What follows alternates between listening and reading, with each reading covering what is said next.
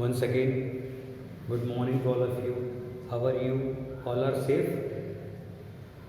You must be safe. आपको बहुत सुरक्षित रहना चाहिए बेटा. Don't go outside unnecessarily. बिना किसी काम के घर से बाहर ना निकलो. Always use the mask, use the sanitizer, okay? As well as stay home, stay safe. Class 6th English reader. We have already discussed about fair play. बहुत interesting story written by Munshi Premchand.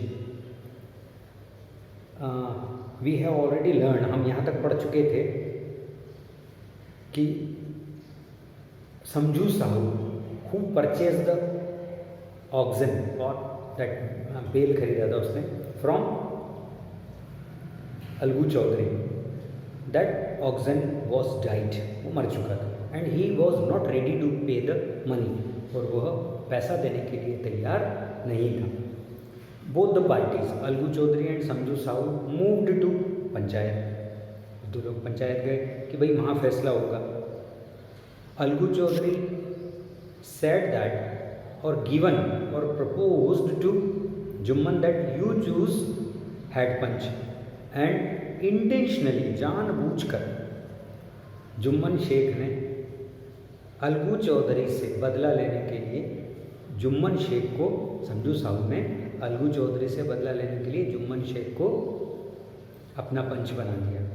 Whenever Algu Chaudhary heard that Samjhu Sahu has chosen Jumman Sheikh as a head panch, he was surprised. वो बहुत आश्चर्यचकित था. And he was came under tension, तनाव में आ गया कि यार अब तो जुम्मन शेख अपना बदला लेकर रहेगा. The moment Jumman became head panch, वो क्षण जब जुम्मन हेड पंच बना, he Algu Chaudhary Jumman Sheikh realised his responsibility as a जज and the dignity of his office. यानी जो पद होता है, ऑफिस का मतलब यहाँ है पद, जो एक पद होता है, जो पोस्ट होती है, जो पदवी होती है, यहाँ पर जो हेड पंच की जो पदवी है, वो पहली बार जुम्मन शेख को एहसास हुआ कि इस पोस्ट पे आने के बाद, इस पद पर आने के बाद आदमी हमेशा सजग होता है, क्योंकि उसके ऊपर रिस्पॉन्सिबिलिटीज बढ़ जाती है. More burden on their shoulders.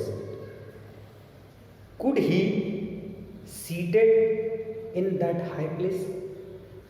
Seated, क्या वह इतने ऊंचे स्थान पर बैठ सकता है?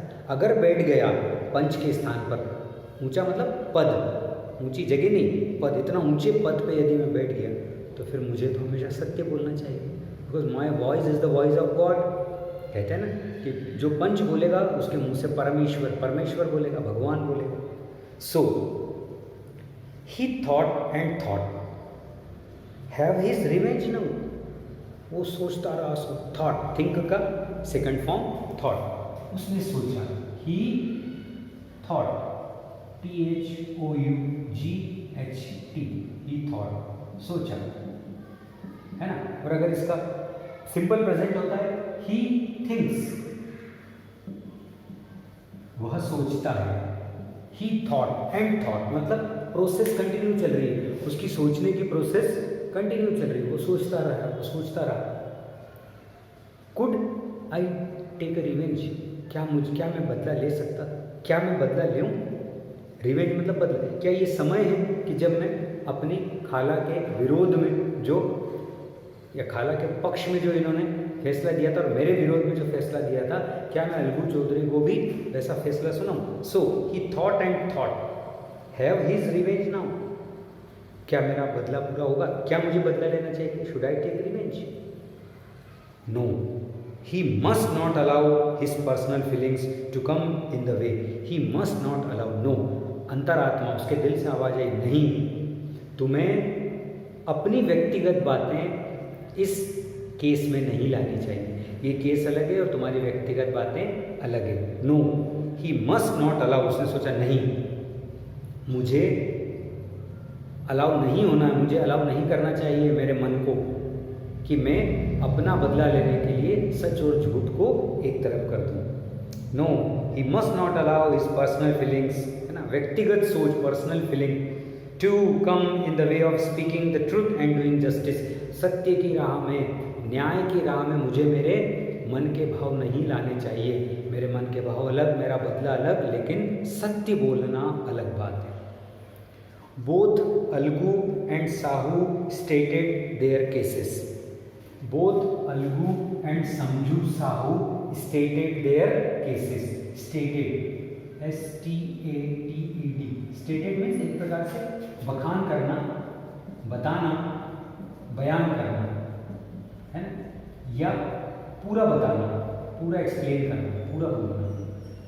तो दोनों ने क्या करा, अपने अपने केस को स्टेट मतलब बयान करा कि अलगू चौधरी ने शायद ऐसा बोला होगा कि मेरे पास 2 बैल थे, एक बैल की मृत्यु हो गई, मैं एक बैल का क्या करता, तो मैंने हट्टा कट्टा बैल था, आप चाहें तो गांव वालों से पूछ सकते हैं, मैंने समझू साहू को दिया, जिसने 1 महीने तक उसको उपयोग करा, उसे न खाना दिया न पानी दिया, एक दिन वो मर गया और ये पैसे देने से मना कर रहा है और कह रहा है कि इन्होंने कमज़ोर बैल दिया, मरा हुआ बैल, जबकि मेरा बैल एकदम स्वस्थ था।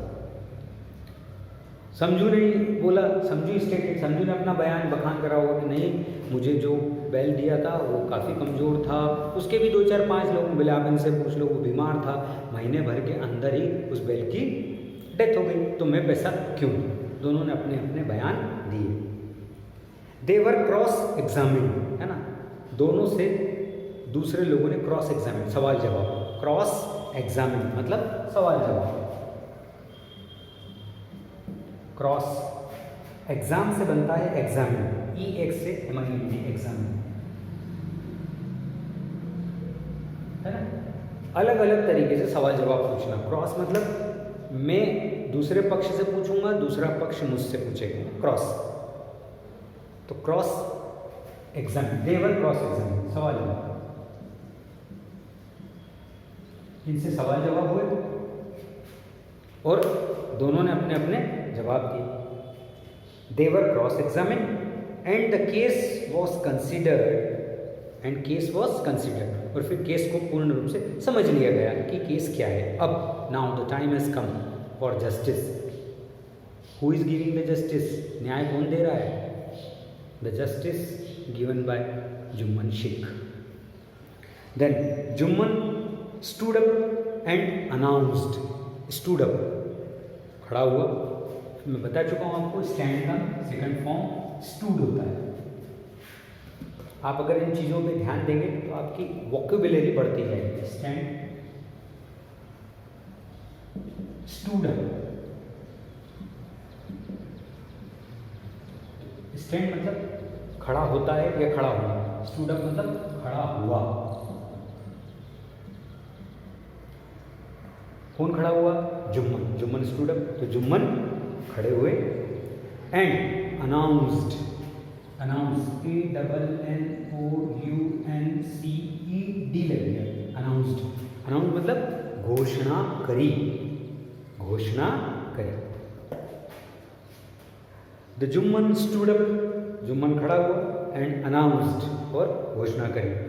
It is our opinion, it is our opinion, यह हमारा विचार है। ओपिनियन मतलब विचार। OPINION, ओपिनियन, विचार, है ना, या मत या राय। अकॉर्डिंग टू मी बोलते हैं ना, आपका ओपिनियन क्या है, आपकी राय क्या है ना, आपका मत क्या है, आपकी सोच क्या है। सो उन्होंने कहा